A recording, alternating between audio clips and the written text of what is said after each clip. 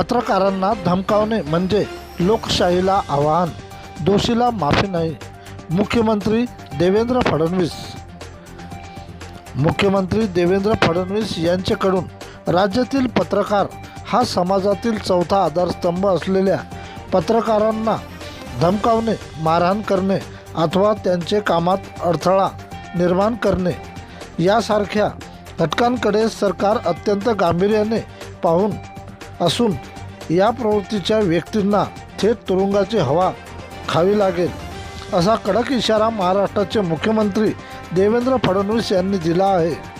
पत्रकार हे लोकशाही व्यवस्थेतील माध्यमे चौथा स्तंभ असून समाजातील विविध जनतेच्या समस्या, शासनाच्या योजनांची माहिती लोकांपर्यंत पोहोचवण्याचे काम करतात.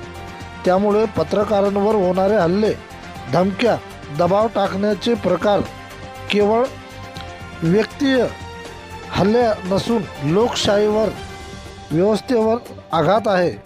राज्यात पत्रकारांना निर्भीडपणे काम करता यावे, त्यांना संरक्षण मिळावे, त्यांच्यावर अत्याचार झाल्यास दोषीवर तत्काळ कारवाई व्हावी, तसेच पत्रकारांच्या सुरक्षेसाठी आवश्यक त्या उपाययोजना शासनाच्या वतीने राबविल्या जातील.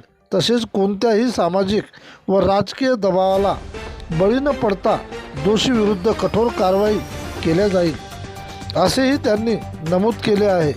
पत्रकार संघटना तथा माध्यमे व प्रतिनिधी यांनी मुख्यमंत्री देवेंद्र फडणवीस यांच्या ह्या भूमिकेबद्दल स्वागत करत पत्रकार संरक्षण कायद्याची प्रभावी अंमलबजावणी तत्काळ करण्यात यावी, अशी मागणी पत्रकारांनी केली आहे.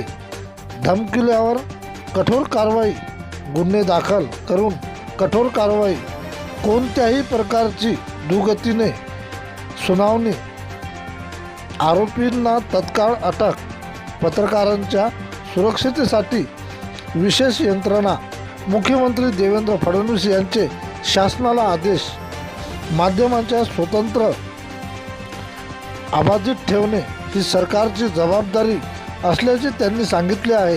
प्रतिनिधी किशन काळे.